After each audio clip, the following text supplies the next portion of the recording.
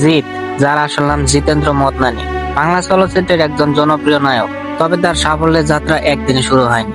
শূন্য থেকে শুরু করে সুপারস্টার হওয়ার পরপরই ছিল খুব পরিশ্রম, অধ্যবসায় আর বহু চ্যালেঞ্জের মোকাবিলার কাহিনী। শুরুটা কঠিন ছিল। জিৎ 1978 সালে কলকাতায় জন্মগ্রহণ করেন। তার পরিবার সাধারণ মধ্যবিত্ত ছিল এবং তিনি পড়াশোনা শেষ করার পর অভিনয়কে ক্যারিয়ার হিসেবে করার স্বপ্ন দেখেন।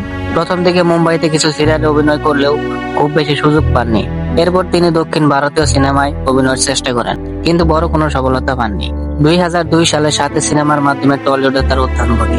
এটি ছিল বিশাল ব্লকবাস্টার এবং এই ছবির সাফল্য তাকে বাংলা ফিল্ম ইন্ডাস্ট্রির একজন সুপারস্টার বানিয়ে দেয়।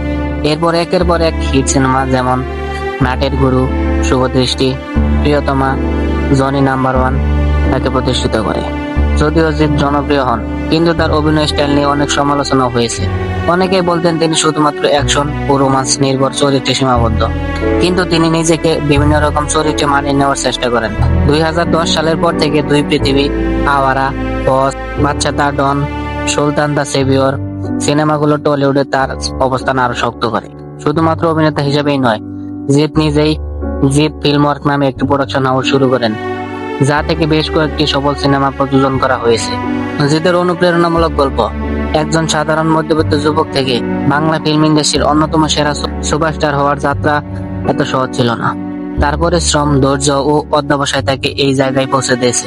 তাহলে জিতের গল্প থেকে শেখার বিষয় হলো পরিশ্রম, আত্মবিশ্বাস আর সুযোগ কাজে লাগানোর ক্ষমতা থাকলে শূন্য থেকে সেখানে পৌঁছানো যায়।